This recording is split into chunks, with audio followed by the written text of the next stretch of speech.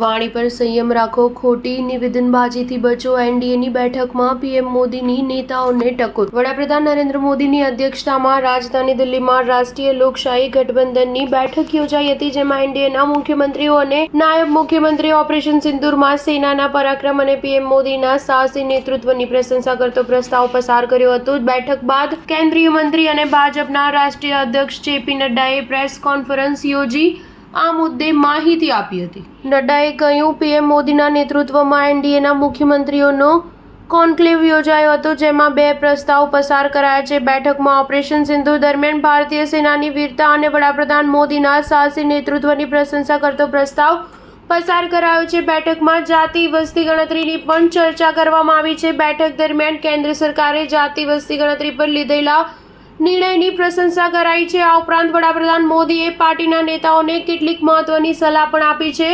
વડાપ્રધાન મોદીએ બેઠક દરમિયાન સંઘર્ષ વિરામ પર ટિપ્પણી કરી છે, તેમજ ભાજપ નેતાઓને નિર્દેશ આપ્યા છે. તેમણે પાર્ટીના નેતાઓને ખોટી નિવેદનબાજીથી બચવાની સલાહ આપી છે. તેમણે એનડીએના મુખ્યમંત્રીઓને સંબોધન કરીને કહ્યું કે જાતિ વસ્તી ગણતરી કરવાનો નિર્ણય એક મહત્વનું પગલું છે. આનાથી હાશિયામાં ધકેલાયા લોકો અને પછાત લોકોને વિકાસની મુખ્ય પ્રવાહમાં લાવી શકાશે. ઓપરેશન સિંધુની સફળતાની દેશની આત્મનિર્ભરતાની દિશામાં મેળવેલી ઉપલબ્ધિઓની પણ પુષ્ટિ થઈ ગઈ છે. આ ઓપરેશન બાદ વિશ્વભરે આપણી સ્વદેશી સંરક્ષણ સિસ્ટમની ચોકસાઈને જોઈ લીધી છે. કેન્દ્રીય મંત્રી અને ભાજપના રાષ્ટ્રીય અધ્યક્ષ જેપી નડ્ડાએ જાતિ વસ્તી ગણતરી પર ચર્ચા કરતા કહ્યું કે અમે જાતિ આધારિત રાજકારણ નથી કરતા, પરંતુ જે વંચિત, પીડિત, શોષિત અને દલિતો છૂટી ગયા છે તેમને વિકાસના મુખ્ય પ્રવાહમાં લાવવાનું કામ કરીએ છીએ. અમે જાતિ વસ્તી ગણતરી દ્વારા આ બાબતો પર ધ્યાન આપી રહ્યા છીએ અને તેને આગળ વધારવા પર કામ કરી રહ્યા છીએ. આ સમાજની જરૂરિયાત છે. એનડીએના મુખ્યમંત્રીઓની યોજાયેલી બેઠક દરમિયાન પહલગામમાં